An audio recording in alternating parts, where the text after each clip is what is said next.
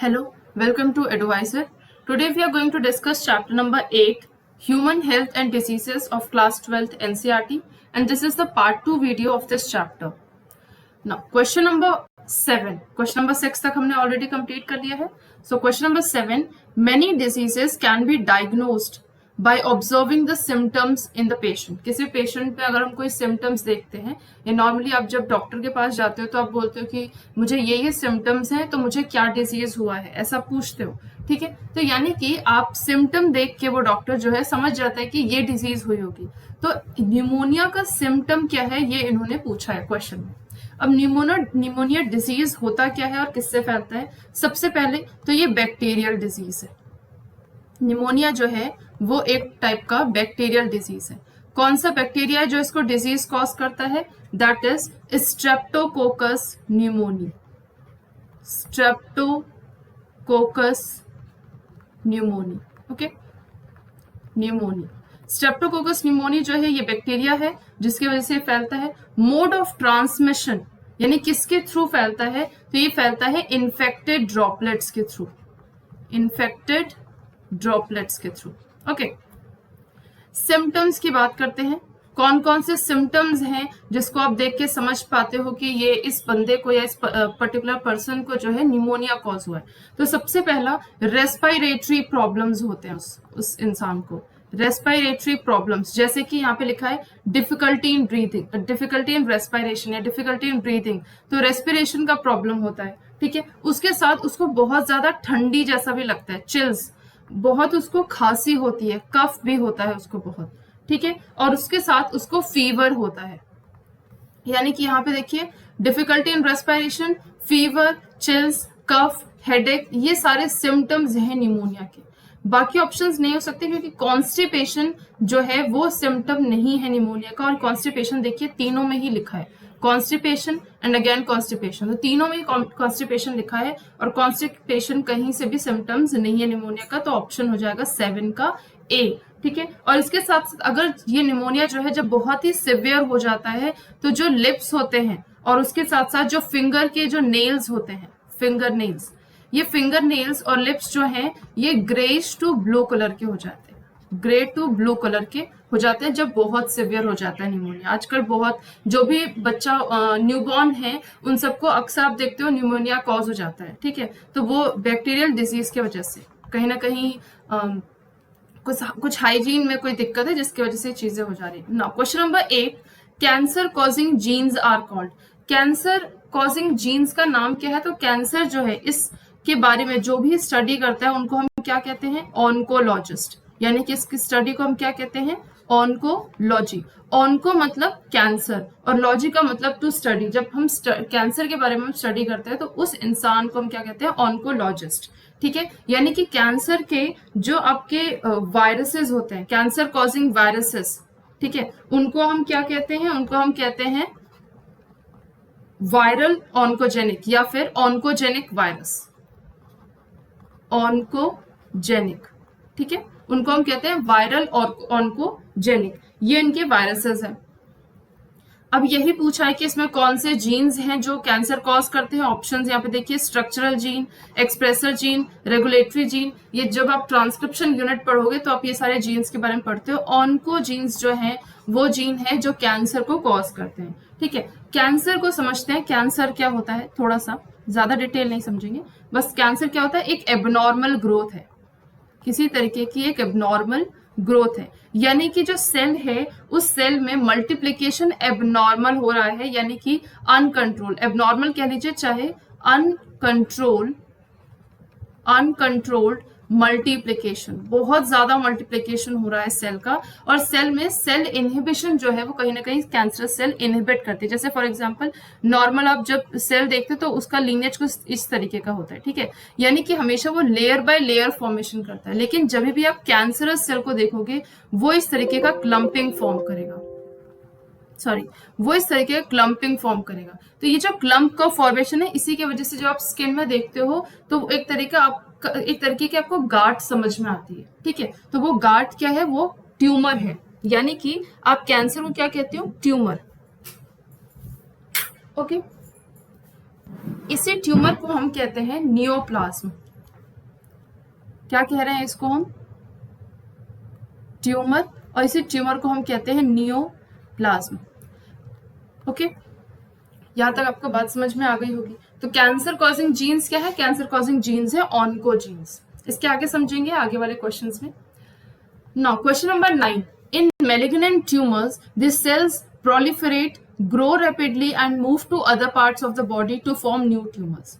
This stage of disease is called, अभी तक आपने कैंसर में समझा कि कैंसर क्या है? एबनॉर्मल ग्रोथ है, एक अनकंट्रोल्ड मल्टीप्लिकेशन है, यानी कि सेल जो है ना वो लगातार मल्टीप्लाई करती चली जाती है और किसी तरीके से, यानी कि सेल, अगर आपको समझना है तो ऐसे समझो कि सेल जो है, पहले सेल में क्या होता है? सेल मल्टीप्लाई किया, यानी कि सेल इस तरीके से दो में मल्टीप्लाई की और फिर इसमें ग्रोथ होती है। ठीक है, यानी कि ग्रोथ बहुत इंपॉर्टेंट है। मल्टीप्लिकेशन के साथ साथ ग्रोथ भी होती है एक नॉर्मल सेल डिविजन में, लेकिन जो आपकी कैंसरस सेल होती है उसमें सिर्फ मल्टीप्लिकेशन ही होता है, ग्रोथ नहीं होता। ठीक है, ये कैंसरस सेल की प्रॉपर्टी है, उसमें ग्रोथ नहीं हो रहा है, सिर्फ मल्टीप्लिकेशन हो रहा है। और सेल में जो कांटेक्ट वाली जो चीजें होती है, यानी कि देखिए यहाँ पे एक सेल का दूसरे सेल से कांटेक्ट बना हुआ है, ये कांटेक्ट इनहिबिशन होता है। अगर कैंसरस सेल होगी ना तो इसको इनहिबिट कर देगी। ठीक है, अब यहाँ पे ट्यूमर के बारे में पूछा है, ट्यूमर से आगे समझते हैं। ट्यूमर जो होता है वो आपके दो टाइप्स के होते हैं, एक तो होता है बिनाइन ट्यूमर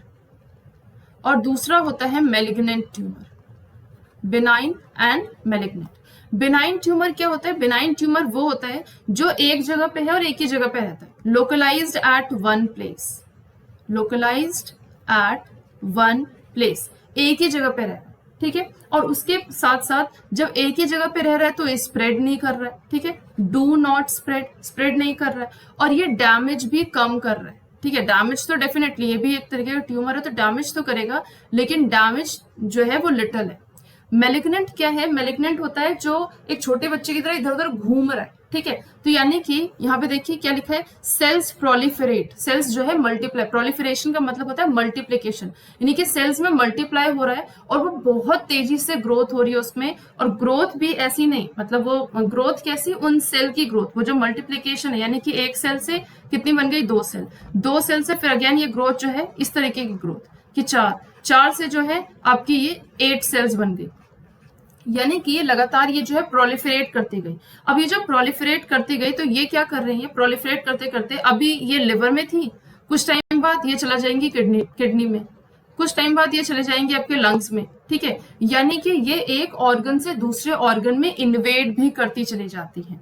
ठीक है, इन्वेड करती चली जाती है। अब एक चीज और होता है कि नॉर्मली आपको पता है ब्लड वेसल्स तो हर जगह पाए जाते हैं, लेकिन ये जो एक्स्ट्रा सेल्स बन रही हैं इनके लिए तो ब्लड वेसल्स नहीं है। तो ये जो मैलिग्नेंट सेल्स है ना, ये malignant cell in blood vessels को भी स्टिमुलेट करती है कि ये भी हर एक सेल के पास जाएं। ठीक है, यानी कि ये ब्लड वेसल्स को बनाती भी है। तो ये जो आपका इन्वेडिंग होता है दूसरे ऑर्गन्स में, एक जगह से दूसरे ऑर्गन्स में मूव करने वाला हिस्सा, या फिर उसके साथ साथ ये जो मल्टीप्लिकेशन है, ये सब चीज क्या कहलाता है? मेटास्टेसिस। क्या कहलाता है? मेटास्टेसिस। ठीक है, तो मेटास्टेसिस एक स्टेज है जिसमें जो मैलिग्नेंट सेल है उसका बहुत रैपिडली वो ग्रो करता है, ब्लड वेसल्स को भी स्टिमुलेट करता है ताकि वो हर एक सेल के पास जाए और वो एक जगह से दूसरी जगह इन्वेड करता है। तो यहाँ पे 9 का बी जो है वो करेक्ट आंसर हो जाएगा, मेटास्टेसिस। मेटाजेनेसिस क्या होता है? मेटाजेनेसिस होता है सिलेंट्रेट में, इसको हम लोग कह सकते हैं alternation of generation, alternation of generation. ठीक है, यानी कि आपने मेड्यूसा स्टेज सुना होगा, तो ये जो ओबिलिया में मेड्यूसा स्टेज होता है, यहाँ पे क्या है कि एसेक्सुअल रिप्रोडक्शन और सेक्सुअल रिप्रोडक्शन दोनों ऑल्टरनेट करते हैं, यानी कि एक ही लाइफ स्पैन में वो एक टाइम जो है वो सेक्सुअल रिप्रोडक्शन करेगा और दूसरे टाइम जो है वो एसेक्सुअल रिप्रोडक्शन करेगा। तो इसको हम कहते हैं मेटाजेनेसिस। टेराटोजेनेसिस क्या होता है? टेराटोजेन होता है किसी तरीके का मेलफॉर्मेशन होना, किसी तरीके की एबनॉर्मेलिटी होना। जैसे आपने कई बार देखा होगा कि किसी गाय में उसके पीठ के ऊपर जो है एक टांग निकली हुई है। ठीक है, किसी बच्चे में कोई मेल फॉर्मेशन है, एक्स्ट्रा ऑर्गन जो है वो निकला हुआ है। ठीक है, एक्स्ट्रा ऑर्गन कान कहीं और ही बना हुआ है। तो ये जो आपका टेराटोजन है, ये टेराटोजन क्या होता है, किस वजह से होता है? जैसे मान लीजिए जो प्रेग्नेंट मदर है वो ड्रग्स ले रही हो, या फिर प्रेग्नेंट मदर बहुत सिगरेट पी रही हो, या फिर शराब ले रही हो, कुछ इस तरीके का कोई भी कैंसर कॉजिंग चीजें जो वो ले रही हो, टेराटोजन ले रही हो, ठीक है, वो सब, इवन ये एनवायरमेंटल भी हो जाता है, मतलब मदर अच्छी खासी, कोई कुछ भी कोई बुराई नहीं है, लेकिन एनवायरमेंटल कंडीशन ऐसा है जिसकी वजह से उनको कोई मेलफॉर्मेशन या एबनॉर्मेलिटी हो जा रही है, जिसकी वजह से जो उनके अंदर जो बेबी है उसके अंदर वो चला गया, तो उस बेबी में किसी तरीके का कोई मेलफॉर्मेशन हो जाता है, तो इसको हम कहते हैं टेराटोजेनेसिस। माइटोसिस आपको पता है it's a division stage, dividing stage, ठीक है, तो यहाँ पे डिविजन होता है, जो आपके सोमैटिक सेल्स होती हैं उनमें जो डिविजन्स होते हैं उनको हम माइटोसिस कहते हैं, ठीक है। तो मेटास्टेसिस क्या है? मेटास्टेसिस है जब आपके ये मैलिग्नेंट ट्यूमर्स जो है वो प्रोलिफरेट करती हैं और एक जगह से एक पार्ट से दूसरे पार्ट में ट्यूमर को फैलाती है, दैट इज मेटास्टेसिस। सो 9 का B is the correct answer. Now, question number 10, when an apparently healthy person is diagnosed as unhealthy by a psychiatrist, the reason could be that. देखिए, health के बारे में हमने first जो इसका lecture था, first part था, उसमें हमने समझा था कि हेल्थ क्या है? It is a state of physical, social and mental wellbeing, यानी कि आपका तीनों चीजें बेस्ट होनी चाहिए, तो आप कहोगे कि वो पर्सन हेल्दी है, उसका किसी भी तरीके से इकोनॉमिकल, प्रॉस्पेरस या फिर किसी भी चीज से लेना देना नहीं है, ठीक है। तो यहाँ पे क्या है, आपका क्या क्या चीज सही होना चाहिए? आपका फिजिकली आप सही होने चाहिए, यानी कि आप सबसे बिहेव अच्छे से कर रहे हो, आपके बॉडी में जो है किसी तरीके का कोई दिक्कत नहीं है, आप डिजीज फ्री हो। उसके साथ साथ मेंटल, यानी कि आपको कोई हाइपरटेंशन, किसी भी तरीके का बीपी या ये सब चीजें नहीं है, कोई किसी तरीके की कोई परेशानी नहीं है, कोई टेंशन नहीं है, दैट इज मेंटल स्ट्रेंथ। तीसरा है सोशल, यानी कि आप लोगों से भी अच्छे से मेलजोल करके बात कर पा रहे हो, आपका सोशल वेलबींग बहुत बढ़िया है, that is all about healthy person, ठीक है। तो साइकेट्रिस्ट के पास एक हेल्दी पर्सन गया, अब यहाँ पे हेल्दी पर्सन का मतलब है इस बंदे को कोई डिजीज तो नहीं है, ठीक है। उसको साइकेट्रिस्ट ने कहा है कि अनहेल्दी है, तो क्यों अनहेल्दी कहा होगा, उसका रीजन क्या हो सकता है, यहाँ पूछ रहा है। ऑप्शन है the patient was not efficient at his work, अपने वर्क में एफिशिएंट नहीं है, तो डॉक्टर को ये बात तो पता नहीं है, बता भी रहा है, तो वर्क में एफिशिएंट नहीं होना is not a state of unhealthiness, क्योंकि हो सकता है उसका किसी और चीज में मन लगता हो। Patient was not economically prosperous, इसका कहीं से भी कुछ भी लेना देना नहीं है, याद रखिएगा पैसों का कुछ भी लेना देना नहीं है हेल्थ से, वरना अमीर लोग जो होते हैं वो नहीं मरते, ठीक है। तो इकोनॉमिकली प्रॉस्पेरस से कुछ भी हेल्दी अनहेल्दी का रिलेशन नहीं होता है, okay. He does not take interest in sports, ऐसे बहुत लोग हैं जो इंटरेस्ट नहीं लेते स्पोर्ट्स में, तो अनहेल्दी और हेल्दी होने का इसका भी कुछ लेना देना नहीं, तो ये तीनों ही बातें गलत हो जाती हैं। The patient shows behavioral and social maladjustment, यानी कि behavioral, यानी कि हो सकता है उसने बिहेव अच्छे से ना किया हो, या उन डॉक्टर से वो अच्छे से बात ना कर पा रहे हो, उनको अपनी बातें उनके सामने ना रख पा रहे हो, ये भी एक तरीके का मेल एडजस्टमेंट है, यानी कि वो एडजस्ट नहीं कर पा रहे अपने बिहेवियर को, अपने सोशल बिहेवियर को उन डॉक्टर के सामने, उन साइकेट्रिस्ट के सामने, ठीक है। सो 10 का C is the correct option. Now question number 11.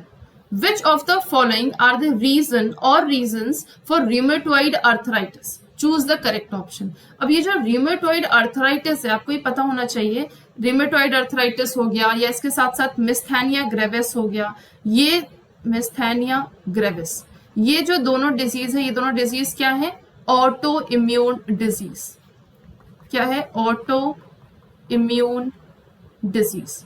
जो ऑटो इम्यून डिजीज होता है वो कैसी डिजीज होती है, यानी कि देखिए नाम क्या लिखा है, ऑटो मतलब खुद को, इम्यून डिजीज यानी कि हमारी जो इम्यूनिटी है, हमारी इम्यूनिटी कैसी होती है कि हम अपने सेल को पहचान लेते हैं, और जो फॉरेन सेल हमारे बॉडी में आते हैं हम उनको, हमारी जो इम्यूनिटी, हमारा जो इम्यून सिस्टम है उसको पहचान लेता है कि फॉरेन सेल है, और उसको अपने एंटीबॉडी से या फिर इनेट एबिलिटी से उसको किल कर देता है, ठीक है। लेकिन क्या हो कि अगर हमारा इम्यून सिस्टम जो है वो हमारी ही सेल को, यानी कि सेल को ही डिस्ट्रॉय करने लगे, तो इसको हम कहते हैं ऑटो इम्यून डिजीज। तो र्यूमेटॉइड अर्थराइटिस में यही होता है कि जो हमारी खुद की सेल्स है वो ये एबिलिटी जो डिफरेंशिएट करने वाली होती है पैथोजन को या फॉरेन मॉलिक्यूल को सेल्फ सेल से, वो लॉस्ट हो चुकी होती है। तो ऑप्शन देखिए, the ability to differentiate pathogen और foreign molecule from self cell increases, अगर इंक्रीज हो जाती तो खुद को अटैक नहीं करती होती, ठीक है। तो ये तो गलत है, मतलब इस ऑप्शन, इस क्वेश्चन के हिसाब से गलत है।